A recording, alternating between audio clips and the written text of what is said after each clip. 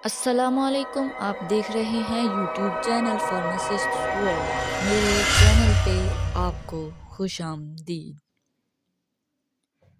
आज की वीडियो में हम डिस्कस करने वाले हैं एक और पेन किलर और एंटी इन्फ्लेमेटरी ड्रग के बारे में, जिसे मेफनेमिक एसिड कहते हैं और इसके मुख्तलिफ ब्रांड्स पाकिस्तान में अवेलेबल हैं।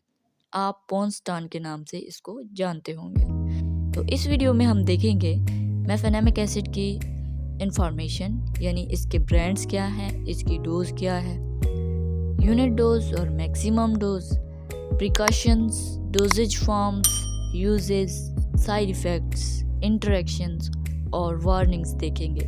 तो वीडियो को लास्ट तक लाजमी देखें ताकि तमाम मालूमात हासिल हो सके।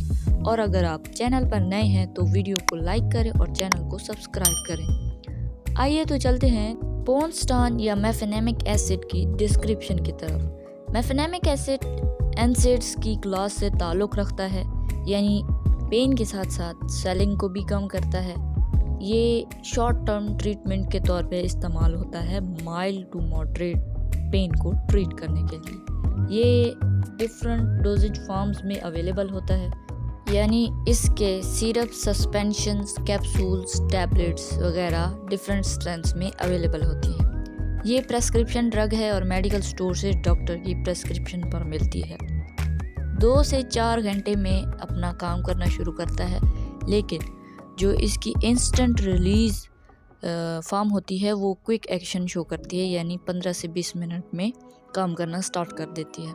और हमारी बॉडी में मेफनेमिक एसिड 8 से 10 घंटे तक रहती है। मेफनेमिक एसिड या पॉन्स्टान को एंटासिड्स के साथ नहीं लेना चाहिए, क्योंकि एंटासिड मेफनेमिक एसिड की अब्जॉर्प्शन को स्लो डाउन कर देते हैं। अगर इसके ब्रांड्स की बात करें तो जैसा कि ये सस्पेंशन, सिरप, कैप्सूल, टैबलेट्स सभी फॉर्म में अवेलेबल होती है। और पॉन्स्टान जो इसमें पहला ब्रांड है 250 mg की टैबलेट है। इसके अलावा पॉन्स्टान DS 500 mg की टैबलेट्स हैं। इसी तरह डोलगिन DS 500 mg भी होती हैं, जो कि डिस्पर्सिबल टैबलेट्स होती हैं। पॉन्स्टान फोर्ट भी 500 mg स्ट्रेंथ में अवेलेबल होता है। इसी तरह डॉलर DS और पॉन्स्टान के ब्रांड नेम्स के साथ मेफनेमिक एसिड के 60 ml के सस्पेंशंस भी अवेलेबल हैं, जिसमें मेफनेमिक एसिड 50 mg पर 5 ml या फिर 100 mg पर 5 ml प्रेजेंट होता है। इसके अलावा और भी कई ब्रांड्स हैं, जैसे कि ज़ुपान DS, मेफेडिल, मेफडिल फोर्ट, मेफनेक एंड मेफवेल वगैरह। और इनमें से कुछ 250 mg और कुछ 500 mg की स्ट्रेंथ में आते हैं। यूनिट डोज की बात करें तो बेसिकली डोज डिपेंड कर रही होती है medical condition of the patient पे। जनरली तो यूनिट डोज है, अगर आपके पास 250 mg की टैबलेट है तो एक टैबलेट आप दिन में 4 दफ़ा ले सकते हैं, और अगर आपके पास 500 mg की टैबलेट है तो एक टैबलेट आप दिन में 3 टाइम्स ले सकते हैं। इसी तरह अगर मैक्सिमम डोज की बात करें तो 1500 से 1800 mg जो मेफनेमिक एसिड है वो मैक्सिमम डोज पर डे है। आप 7 दिन से ज़्यादा इस टैबलेट को इस्तेमाल ना करें, क्योंकि इसकी लिमिट अगर एक्सीड हो जाए तो ओवरडोज हो जाएगी, और ओवरडोज और इसके कांस्टेंट यूज़ की वजह से ना मैदे का अल्सर हो जाता है, और इसके साथ साथ सांस लेने में भी प्रॉब्लम हो सकती है।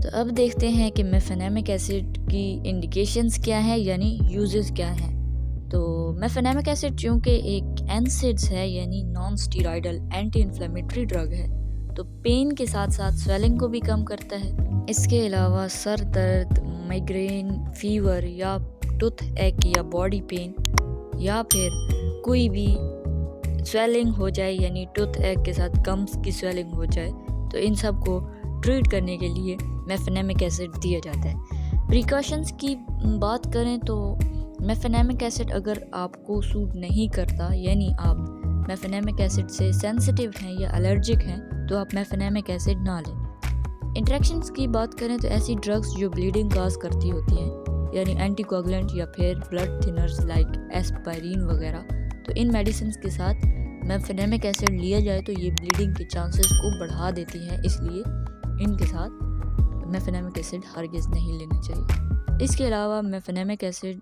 ACE इनहिबिटर्स के साथ इंटरेक्ट करती है, जिसमें कैप्टोप्रिल, लिंसोप्रिल वगैरह आते हैं। इसके अलावा एंजियोटेंसिन रिसेप्टर ब्लॉकर्स के साथ भी इंटरेक्ट कर जाती है, जो कि वल्सरतान और लोसरतान वगैरह हैं। इसके अलावा कॉर्टिकोस्टेरॉइड्स के साथ भी ये इंटरेक्ट करती है, लाइक प्रीडेनिसोन, फ्लूकोनाजोल, या फिर कीटोरेलैक और डायरेटिक्स के साथ भी इंटरेक्शन शो करती है। बोनस्टान यानी फ्लुसिमाइड के साथ इंटरेक्ट करती है डायरेटिक्स में।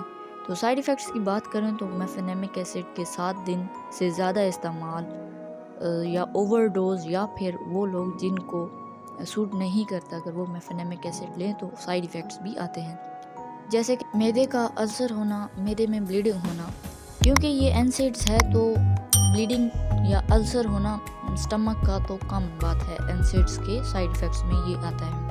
दूसरा, वॉमिटिंग हो सकती है, लूज मोशंस हो सकते हैं, गैस या फिर हार्ट बर्न हो सकता है। इसके अलावा सर दर्द या गुनूदगी भी हो सकती है। अगर साइड इफ़ेक्ट सीवियर हों तो फ़ौरन से अपने डॉक्टर से रब्ता करें। तो ये थी मेफेनेमिक एसिड के बारे में कुछ इंपॉर्टेंट मालूमात। आज के लिए इतना ही, मिलते हैं अपनी नेक्स्ट वीडियो में। तब तक के लिए दीजिए इजाज़त। अल्लाह पाअमान।